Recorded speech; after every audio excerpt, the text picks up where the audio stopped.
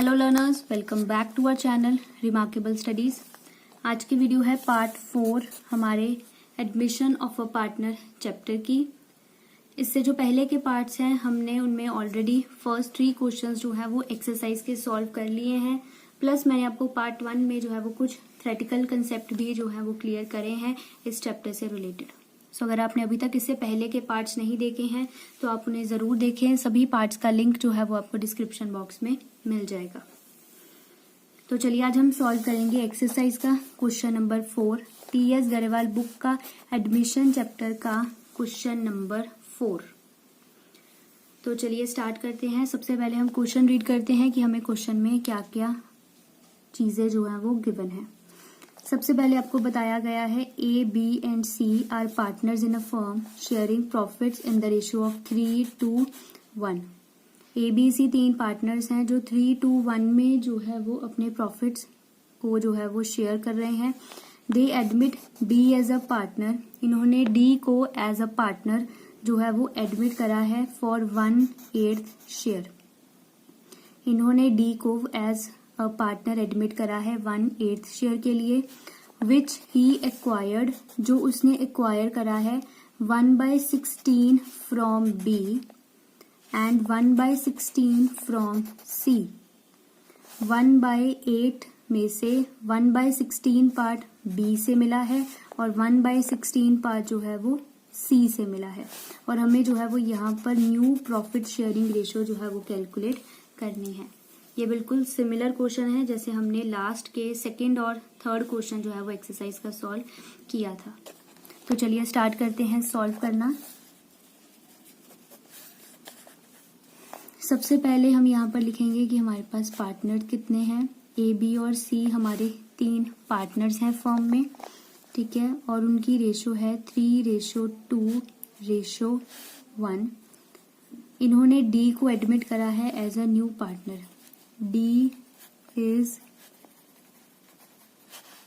admitted as a new partner for 1/8 share. 1/8 share के लिए जो है वो हमने D को एज अ पार्टनर एडमिट करा है। अब आपको क्वेश्चन में बताया गया है share acquired from B equal to 1/16। 1/16 share जो है वो हमने B से एक्वायर करा है D ने, और उसके बाद share acquired from C equal to 1/16। ठीक है, 1/16 पार्ट शेयर जो है वो B से लिया गया है और बाकी का जो है वो C से लिया गया है। और हमें अब कैलकुलेट करनी है new profit sharing ratio. Now new profit sharing ratio जो है वो आपकी क्या होगी। सबसे पहले आप यहाँ नाम नोट कर लीजिए। A, B और C 3 पार्टनर्स थे और हमने एक नया पार्टनर एडमिट करा है D।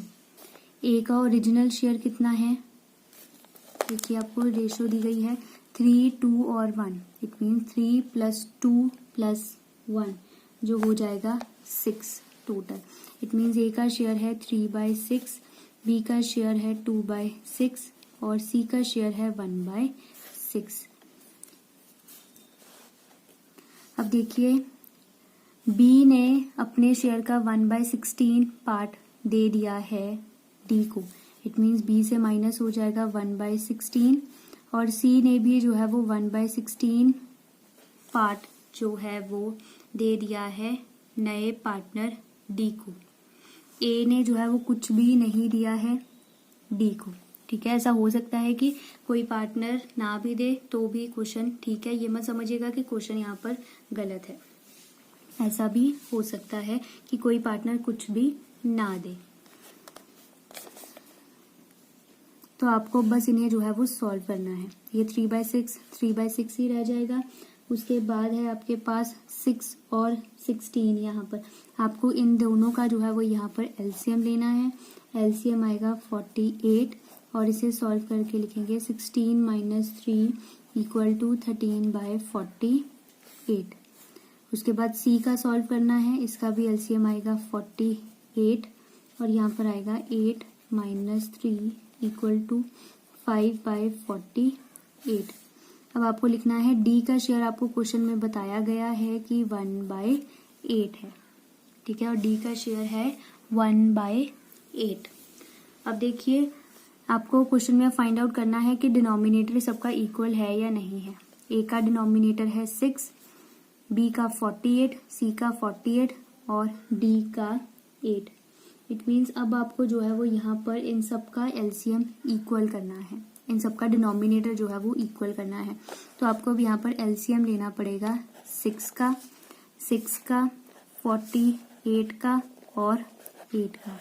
इन सब का आप एलसीएम ले लीजिए और एलसीएम लेने के बाद आपको पता चलेगा कि जो आपका डिनोमिनेटर है वो 48 के इक्वल होना चाहिए। अब हमने जो ये बाकी बच गए हैं इन्हें 48 के डिनोमिनेटर के इक्वल करना है। तो अब देखिए 3/6 है, ठीक है, हमें इसका डिनोमिनेटर बनाना है 48। तो 6 को मैं किससे मल्टीप्लाई करूं कि डिनोमिनेटर 48 हो जाए। 6 को मैं मल्टीप्लाई करूंगी 8 से तो ये 48 बन जाएगा। 6 से 8 जा 48। अब जितना डिनोमिनेटर में है उतना ही हमने न्यूमरेटर में लिखना है। तो 8 3 जा 24, ये आ जाएगा 24/48। अब बचा हमारे पास d का भी हमने डिनोमिनेटर बनाना है 48।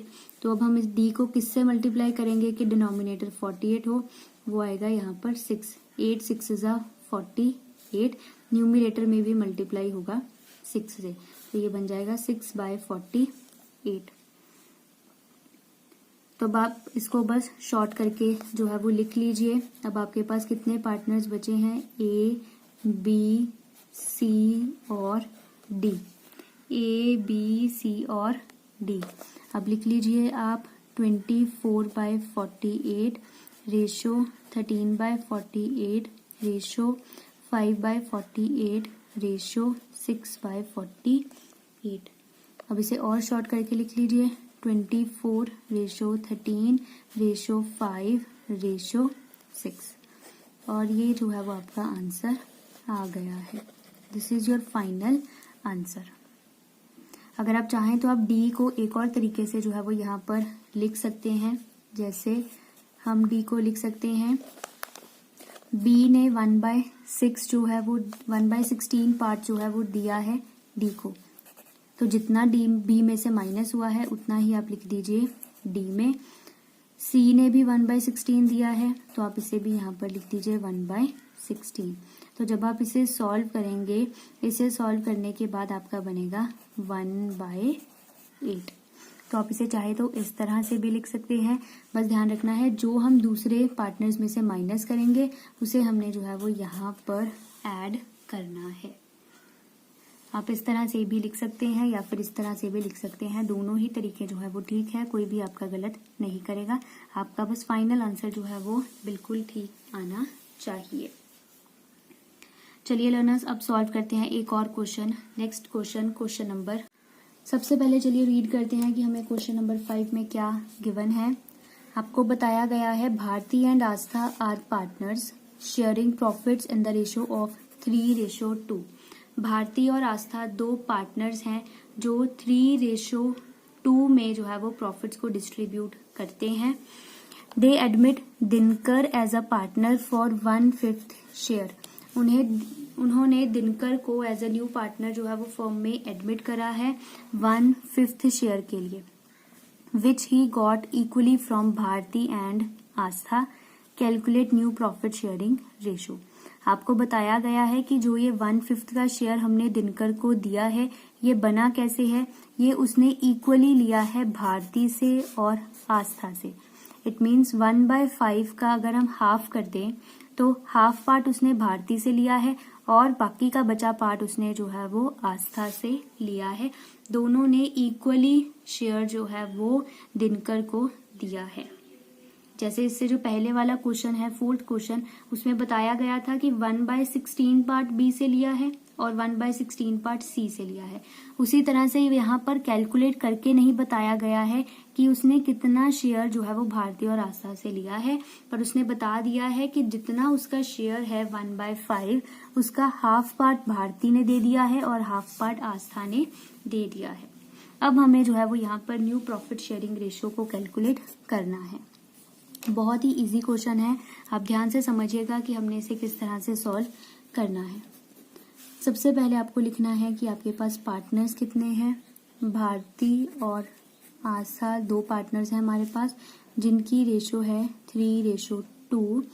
उसके बाद क्वेश्चन में बताया गया है Dinkar is admitted as a new partner for 1/5 share. Dinkar को हमने एडमिट करा है 1/5 शेयर के लिए। अब क्वेश्चन में बताया गया है which he got equally from Bharti and Astha. Half part Bharti से लिया है 1/5 का और हाफ पार्ट जो है वो उसने आस्था से लिया है। अब हमें पहले फाइंड आउट करना है कि उसने कितना पार्ट भारती से लिया है और कितना पार्ट जो है वो उसने आस्था से लिया है। तो यहाँ पर हम सबसे पहले लिखेंगे शेयर एक्वायर्ड फ्रॉम भारती। अब देखिए हमने जो है वो शेयर दिया है दिनकर को 1/5 हमने दिया है दिनकर को, और उसने लिखा है कि उसने 1/5 का हाफ पार्ट जो है उसने भारती से लिया है। तो 1/5 का हमने कर दिया हाफ, इट मीन्स 1/10 शेयर जो है वो उसने लिया है भारती से, ठीक है। और उसके बाद हमने यहाँ पर कैलकुलेट करना है शेयर एक्वायर्ड फ्रॉम आस्था। आस्था के बारे में क्वेश्चन में बताया गया है कि 1/5 का हाफ पार्ट उसने आस्था से लिया है, ये हो गया 1/10, ठीक है। क्वेश्चन में बताया गया है कि जो दिनकर का शेयर है 1/5 वो उसने इक्वली लिया है भारती से और आस्था से। इट मीन्स 1/5 को हमने 2 पार्ट्स में डिवाइड करना है, तो इसे मल्टीप्लाई कर दिया हाफ से। हाफ पार्ट भारती से लिया है और हाफ पार्ट जो है वो उसने आस्था से लिया है। अगर आप इन दोनों को ऐड करें 1/10 प्लस 1/10 तो ये आपका बनेगा 1/5। बस हमने लिख दिया है इसे थोड़े से अलग तरीके के साथ कि जो ये 1/5 का शेयर है इसका 1/10 पार्ट भारती ने दिया है और 1/10 जो है वो आस्था ने दिया है। अब बच्चे गलती कहाँ करते हैं इस पॉइंट में, वो यहाँ पर मल्टीप्लाई करने में जो है वो गलती करते हैं। वो जो हमने यहाँ 1/5 लिखा है वो इसकी जो है वो इसकी जगह जो है वो पार्टनर्स की जो रेशो है इससे मल्टीप्लाई कर देते हैं। जैसे अगर मैंने निकालना है कि भारती ने कितना शेयर दिया है तो बच्चे क्या करते हैं वो इस 3/5 से मल्टीप्लाई कर देते हैं। 3/5 multiplied by half, it means 3/10 share जो है वो भारती ने दिया है और आस्था के लिए 2/5 से जो है वो मल्टीप्लाई कर देते हैं। 2/10 पार्ट जो है वो आस्था ने दिया है, ये गलत है। पार्टनर्स की रेशो का भी कोई काम नहीं है क्वेश्चन में। क्वेश्चन को ध्यान से पढ़िए, उसने बोला क्या है कि हमने 1/5 शेयर के लिए नए पार्टनर को एडमिट करा है। ये 1/5 शेयर जो है वो उसने भारती और आस्था से लिया है। तो हमने जो ये 1/5 शेयर है इसका हमने हाफ करना है, ठीक है। 1/5 का हाफ पार्ट उसने भारती से लिया है और 1/5 का हाफ पार्ट उसने जो है वो आस्था से लिया है। तो हमें जो ये नए पार्टनर का शेयर है इसका हाफ करना है, ना कि जो ये पार्टनर्स की रेशो गिवन है इसके साथ कुछ भी करना है, ठीक है। ध्यान रखिएगा क्वेश्चन में थोड़ा सा फर्क है, ध्यान से क्वेश्चन को समझिए कि क्वेश्चन में आपको बताया क्या गया है। शेयर जो है 1/5 का वो उसने भारती और आस्था से लिया है इक्वली, तो हमने भारती और आस्था से इक्वली लेना है, तो 1/5 का हाफ और 1/5 का हाफ। चलिए अब हमने शेयर एक्वायर्ड कैलकुलेट कर लिया है। अब हम यहाँ से कैलकुलेट करते हैं new ratio, new profit sharing ratio. सबसे पहले आप नेम लिख लीजिए। हमारे पास है भारती, आस्था एंड दिनकर, जिसे हमने as a new partner admit किया है। भारती का ओरिजिनल शेयर है 3/5 और आस्था का है 2/5। भारती ने जो है वो 110 शेयर दे दिया है दिनकर को, तो हम यहाँ से माइनस कर देंगे 110। यही अमाउंट जो है वो माइनस करेंगे जो हमने यहाँ पर 110 निकाली है। भारती ने क्योंकि 110 पार्ट जो है वो दिया है और आस्था ने भी जो है वो 110 पार्ट जो है वो यहाँ पर दिया है। तो अब बस आप इसे सॉल्व कर लीजिए।